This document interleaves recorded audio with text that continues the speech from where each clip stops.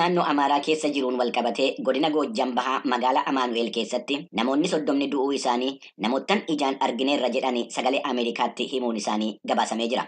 Oduun kun akka qaama bilisa ta'een hin mirkanoofne kan eere gabaasni Asteer Misgaanaaw sagalee Ameerikaatiif ergite akka dabalee ibsetti kamisa dheengaddaatii kaasee walitti bu'iinsa humnoottan mootummaatii fi hidhattoota gidduutti taasifamaa jiruun namoonni 28 bakkeewwan birootti ajjeefamuu isaanii beeksisee jira.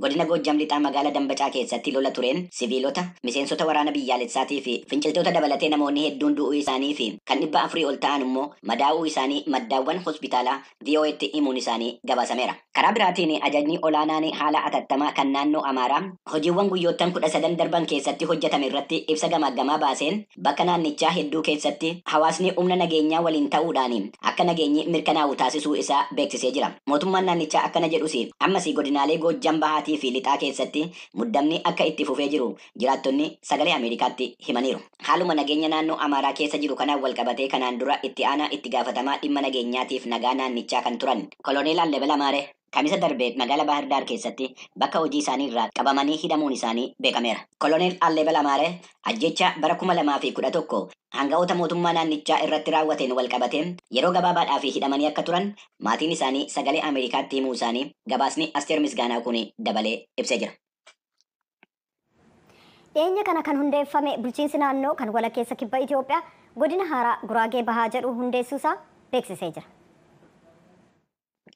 Godinni haaraan hundaa'e kun masqaan bahaa aanaa Sooddootii fi bu'ii akkasumas magaalota Buttaajiraa, Sooddoodhaa fi Inseenoo kan of keessaa qabu akka ta'e ibsameera. Hundeeffama godina addaa kana ilaalchisee magaalaa guddicha naannichaa Buttaajiraa keessatti dilbata kaleessaa haalli murticha gammachuudhaan fudhachuu mul'achaa akka tures gabaasameera. Bulchiinsi naannoo haaraa kun godinaaleedhaa fi aanaalee biroos akka hundeessuuf deemu ibsamee jira. Waggoottan 9 darbanii fi kibba Itoophiyaa keessatti waa'ee ofiin of bulchuu fi bulchiinsa mijataa ta'e qabaachuudhaaf jecha gaaffii ka'aa tureen walqabatee namoottan hedduun jireenya isaanii irraa buqqa'uu isaanii fi du'uu isaanii kan ibse gabaasni Yoonatan Zabdiyoos hawaasa irraa qindeesse. Manni maree naannichaa Komishinii Poolisii Itoophiyaa duraanii Indaashaa Xaasaw bulchaa naannoo walakkeessa kibba Itoophiyaa isa jalqabaa akka ta'anii filachuu isaa ibseera. Jalqaba baatee eebla darbeerra kanneen yakka shororkeessummaan himatamanii to'annaa jala oolan guyyoota 3f hokkara nyaata lagachuu irra turan wixata har'aa akka dhaaban abukaatoon isaanii VOA'f himaniiru. Himatamtoonni kun hayyoota barnootaa, abbootii qabeenyaa miidiyaaf aktivistoota. Abukaatoon isaanii obbo Salamoon Gazaahany maamiltoonni isaanii hokkara kana ka jalqaban naannoo Amaaraatti ajjeechaa siiviilota irratti raawwatamuuf hidhaa jamaa lammiiwwan Amaaraa irratti raawwatamu mormuuf jecha jedhan. Gara oduutti aanutti naaceen immoo gaanfa Afrikaaf jilli addaa mootummaa Yuunaayitid Isteetsi Maayik Haamar waa'ee haala nageenyaa gaanfa Afrikaa irratti biyyoottan Awurooppaa wajjin mari'achuudhaaf deemuu isaanii ministeeriin dhimma alaa Yuunaayitid Isteetsi ibsee jira. Akka ibsi ministeera dhimma alaa kun jedhetti Maayik Haamar hagayya 19 bara 2023 kaasee amma hagayya 26 bara 2023tti turtii Awurooppaa keessatti taasisanuun Swiidin Stookholm keessatti jalqabanii jiru. Magaalaa Stookholmitti walgahii waa'ee bishaanii irratti taasifamuu fi dhaabbata Inistituutii Bishaanii Addunyaatiin kan qophaa'e irratti hidha guddicha laga Abbayyaatiin walqabatee waa'ee bulchiinsii fi itti fayyadamni bishaanii nagaa fi tasgabbii gaanfa Afrikaa irratti qabu ilaalchisee ni dubbatu jedhameera. Walgahii Stookholmiin booda gara Beeljeem Biraasiilsitti ce'uudhaan waa'ee dhimma nageenyaa Itoophiyaatii fi Sudaan irratti hanga'oota gamtaa Awurooppaatii wajjiniin akka mari'atanus ibsameera. Walgahii kana irratti rakkina nageenyaa Itoophiyaa keessa jiru keessumaa kan naannoo Amaaraatii fi Oromiyaa haala karaa nagaatiin hiikuun danda'amuu fi akkaataa siviilota baraaruun danda'amu irratti akka xiyyeeffatan beekameera. Waldhabdee kaaba Itoophiyaa keessa ture irratti waliigalteen Piriitooriyaa keessatti mallatteeffame akkaataa lammiilee Itoophiyaa hundaa fi bu'aa buusuu danda'u irratti ammam akka hojiirra oolaa jiru irrattis akka dubbatan ibsameera. Dhimma Sudaaniin ilaalchisee akkaataa wal waraansi dhaabbatee mootummaan siviilotaa dimokiraatawaa ta'e hundeeffamuu danda'uu fi fedhii gargaarsa namoomaa naannicha keessa jiruu fi akkaataa gargaarsa laachuun danda'amu irratti akka marii taasisan ibsi ministeera dhimma alaa Yuunaayitid Isteetsi irraa ba'e kun eereera. Angawaan gargaarsaa sadarkaa addunyaa hawaasni addunyaa akka gargaarsa dabalataa warreen wal waraansa Sudaan keessatti miidhamaa jiraniif taasisu gaafataniiru. Bafaqaaduu Morodaa.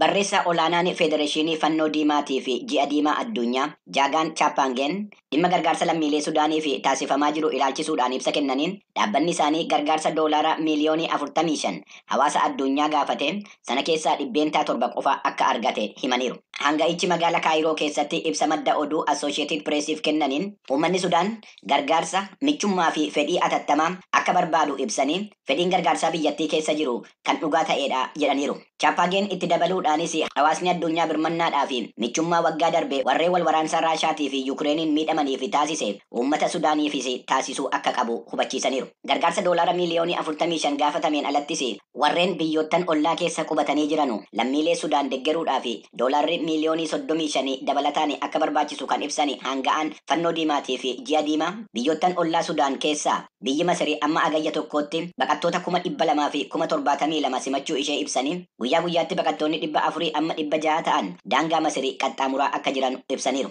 Karaa biraatiin dhaabbata mootummoota gamtoomaniitti jaarmiyaan dhimma godaantotaa akka dabalee jedhetti sababa wal waraansa Sudaan kanaan kan ka'e namoottan miliyoonii 3 fi qabxii 4 qe'ee isaanii irraa buqqa'anii kanneen keessaa miliyoonii 1 ol kan ta'an daangaa ce'uudhaan gara Masir, Chaad, Sudaan Kibbaa, Itoophiyaadhaa fi Riippaabilikii Walakkeessa Afrikaatti baqatanii jiru.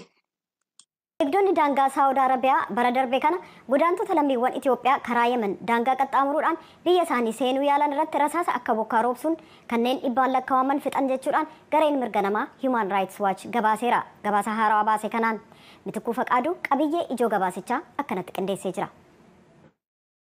Ji'a bitootessaa bara 2022 irraa kaasee hanga waxabajji bara 2023tti eegdonni daangaa Saawudii namoota godaantotaa fi kanneen kooluu galtummaa barbaadan lammiilee Itoophiyaa biyya Yemen irraa gara daangaa Saawudiitti ce'uuf jedhan dhibbootaan lakkaa'aman ajjeesuu isaanii dhaabbanni mirga dhala namaaf falmu Human Rights Watch gabaasa har'a baaseen ifoomseera. Imaammata mootummaan Saawudii godaantota gidirsuu ajjeechaan itti fufuun kun yakka namoomaa irratti raawwatamudhas jedha gabaasichi. Gabaasni fuula 73 qabu kun akka ifoomsetti godaantonni lammiilee Itoophiyaa ta'an daangaa Yemen irraan yommuu gara Saawudii seenuuf jedhanitti eegdota daangaa Saawudiin meeshaalee waraanaa gurguddoo fayyadamuun godaantota jumlaan ajjeesu kanneen kaan immoo itti dhiyeenyaan rasaasaa rukutanii akka ajjeesanidha. Warroota ajjeefaman kana keessatti dubartoonni fi daa'imman baay'inaan akka argamanidha. Yeroo tokko tokko immoo eegdonni daangaa Saawudii godaantonni eessarra rukutamuu akka barbaadan gaafatanii qaama isaanii rasaasaan rukutu. Dhaabbanni Human Rights Watch ji'a bitootessaa bara 2022 irraa hanga ji'a waxabajji bara 2023tti namoota 42f gaaffiif deebii taasisuu isaa fi isaan keessaas lammiilee Itoophiyaa 38 kanneen godaantota ta'anii fi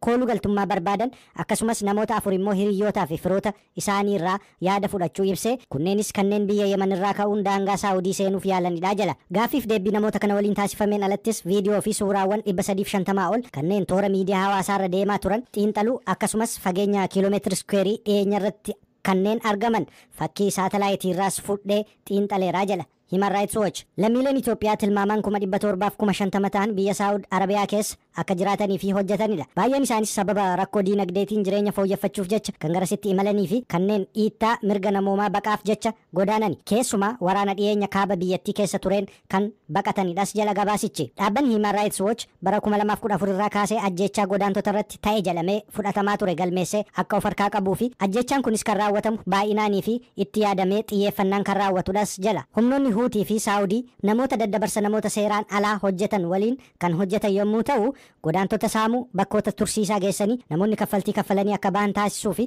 bakka tursiisaa jedhan sanattis miidhaa irraan ga'uu jala. Namoonni gareedhaan imalaa turan erga daangaa qaxxaamuranii gara Saawudiitti ce'anii booda meeshaalee waraanaa kanneen akka moortarii fi meeshaalee waraanaa dhohaniin haleellaan isaan irratti raawwatamuu ibsaniiru. Namoonni gaaffiif deebiin taasifamee fi hundi isaanii taateen isaan achitti argan baay'ee rifaasisaa fi sodaachisaa ta'uu himu. Reeffi dubartootaa, daa'immanii fi warra dhiiraa gaara keessatti faca'ee fi kanneen qaamni isaanii bakka garaagaraatti ciccitee faca'ee arguullee himaniiru. Namoota miidhaan irra ga'ee lubbuun oolaniiran keessaa tokko miilli isaa irraa citee kan hafeeru haala ture yommuu ibsu akkas jala. The Saudi border guards were firing a big things like a mortar to us. They fired. Eegdonni daangaa Saawudii dhukaasota kanneen akka moortarii nutti dhukaasaa turan. Gaafa sana namoota 130tu nu biraa du'e. Baay'een isaanii dubartootaaf daa'imman turan. Nan hirmaadhe. Gabaasni dhaabbata Human Rights Watch kun Saawudiin imaammata godaantotaa fi kanneen kooluu galtummaa barbaadan humnaan ajjeesuu, meeshaalee waraanaa fayyadamuus ta'e gidiraa kamiyyuu irratti raawwachuu hatattamaan dhaabuu. Mootummaan biyyattis namoota daangaa Yemanii fi Saawudii irratti miidhaa akkasii raawwatan hatattamaan seeratti dhiyeessuu qabdii jala. Naannoo Oromiyaa godina Shawaa Kaabaa aanaa Abbichuuf Nyaa'aa ganda Dirmaaf amantee Goroo keessatti hidhattoonni faannoo daangaa Oromiyaa seenuudhaan qonnaan bulaa tokko ijoollee isaa lama waliin ukkaamsaniiru jechuudhaan waajjirri komishinii aanichaa ibseera. Guyyaa kaleessaa tilmaamaan toora sa'a fudhatamuu isaanii waajjirri isaanii odeeffannoon akka qabu kan dubbatan itti gaafatamaan waajjirichaa obbo Abdataa Haliyyee hanga ammaatti eessa akka jiran hin beekamu jedhan. Gara hidhattoota faannoo Shawaa Kaabaa keessaa socho'an keessaa tokko ta'uusaa ka dubbatu namni nagaan ukkaamfame hin jiru jechuun sagalee Ameerikaatti dubbate. Tsahaay Daamxoo dabalata qabdi. Godina Shawaa Kaabaa aanaa abbichuuf nya'a ganda dirmaaf amantii gooroo jedhamu keessatti hidhattoonni faannoo seenanii namoota nagaa 3 ukkaamsuu isaanii itti gaafatamaa waajjira kominikeeshinii aanichaa obbo Abdataa Haliyyee sagalee Ameerikaaf himaniiru. Guyyaa kaleetis daangaa keenya ganda amantii gooroo kan jedhamutu jira. Kallattii sanarraanis ganduma keenya keessa taa'anii daangaa sanirra kan jiran namoota 3 buttee fuutee deemte. Namoonni kun ammatti bakka ishee keessa hin beekamu fuutee deemteerti. Ergaasii sirna marsitii kun guyyaa keessaa toora sa'aatii 6 guyyaa kaleessaa jechuudha. Jiraattota qonnaan bulaa ijoollee qonnaan bulaatii fi qonnaan bulaa tokko lama ijoolleedha inni tokko majabaadha. Isaan kan argamutti booda hin deebine. Hoogganaan kun itti dabaluudhaan guyyaa sanbadduraa milishoota daangaarra turan irratti haleellaa raawwatanii lubbuun hidhattoota milishaa aanichaa 3 darbeera jechuun himaniiru. Aanaan abbichuuf nya'a aanota naannoo Amaaraa 3 waldaangessitii kan jedhan hoogganaan kun irra deddeebiidhaan haleellaan raawwatamaa jiru jiraattota irratti yaaddoo uumeera jechuun mootummaan federaalaa haalichaaf xiyyeeffannoo kennuu qaba jechuudhaan ibsanii jiru. Garee hidhattoota faannoo Shawaa Kaabaa kan naannoo Amaaraa keessa socho'an ta'uu isaanii kan himan maqaan isaanii akka hin waamne kan gaafatan sagalee Ameerikaaf akka himanitti nama nagaa ukkaamsine hin qabnu jechuun ibsaniiru. በእኛ በኩል እንደዚህ አይነት ነገር አልተደረገም። እስካሁን ድረስ ምንም የለም። ባለፈው ብቻ ያወራን Gama keenyaa wanti akkasii raawwatamne hanga ammaatti homtuu hin jiru. Kan yeroo darbe irratti dubbanneen alatti wanti ta'e hin jiru. Nu bira hin jiran sochii taasisnes hin qabnu. Nuti uummata nagaa irraa miti dhimmi keenya sirna waliinidha. Kanaaf namni ukkaamsine hin jiru. Torban darbe gareen hidhattootaa kun namoota 8 konkolaataa waliin ukkaamsuun fudhachuun maatiif bulchiinsa aanicharraa odeeffannee gabaasuun keenya ni yaadatama. Namoonni kunneen hanga ammaatti mana hidhaa magaalaa Nawaarii jedhamu keessatti hidhamanii jiru oduu jedhu dhageenya malee wanti qabatamaadhaan ammatti bira geenya hin jiru jechuun obbo Abdataan ibsanii jiru. Namoota 8 konkolaachisaa waliin ukkaamsuu isaanii kan amanan gareen hidhattootaa kun namoonni kunneen harka isaanii jiraachuu ibsuudhaan hanga daandiin banamutti gadi lakkisuun rakkisaadha jechuun himaniiru. Gareen hidhattootaa kun hagayya tokko bara 2015tti magaalaa Mandiidaa seenuun haleellaa raawwataniin lubbuun namoota darbuu gabaasuun keenya ni yaadatama. Dhimma kana irratti odeeffannoo dabalataatiif godina Shawaa Kaabaa biiroo kominikeeshinii mootummaa naannoo Oromiyaa fi tajaajila kominikeeshinii federaalaa irraa deebii argachuudhaaf carraaqqii narraaf taasisne hin milkoofne yeroo itti kan argannu ta'e qabannee dhiyaanna. Gabaasa sagalee Ameerikaatiif Tsahaay Daamxoo Finfinneerra. Naannoo Oromiyaa godinaalee 5 bulchiinsa magaalaa tokko keessatti dhibeen koleeraa argamu biiroon fayyaa Oromiyaa beeksiseera. Hoogganaan itti aanaa biiroo fayyaa Oromiyaa Dr. Tasfaayee Kababoo tamsa'inni dhibee koleeraa yeroo ammaa kana hir'isaa jiraachuu ibsanii sagalee Ameerikaafis ibsa kennanii jiru. Naakoor Malkaa Amboorraa gabaasa qaba.